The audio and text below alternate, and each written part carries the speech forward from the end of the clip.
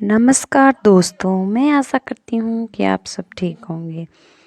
महाभारत तो सबने सुनी होगी। विचित्र जन्म कथाएं।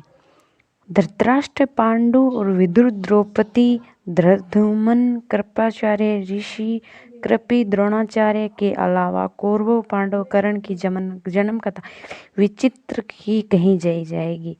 एक और जहाँ कुंती ने देवताओं का आह्वान कर कर्ण सहित 4 पुत्रों को जन्म दिया, वहीं माद्री ने भी अग्नि कुमारों को आह्वान कर नकुल और सहदेव को जन्म दिया था।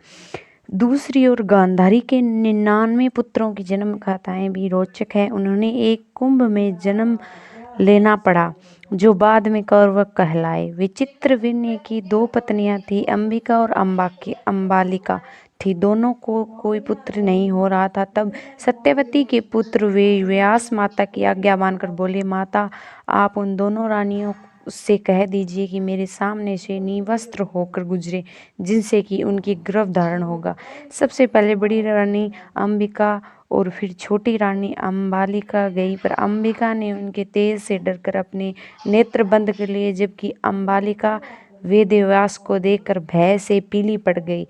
वेदव्यास लौटकर माता से बोले, अंबिका को बड़ा तेजस्वी पुत्र होगा, किंतु नेत्र बंद करने के दोष के कारण वह अंधा होगा, जबकि अंबालिका के गर्भ में पांडु रोग से ग्रसित पुत्र पैदा होगा। यह जानकर माता सत्यवती ने बड़ी रानी अंबिका को पुनः वेदव्यास के पास जाने का आदेश दिया, लेकिन इस बार बड़ी रानी ने स्वयं न जाकर अपनी दासी को वेदव्यास के पास भेज दिया। दासी बिना किसी संकोच के वेदव्यास के सामने से गुजरी।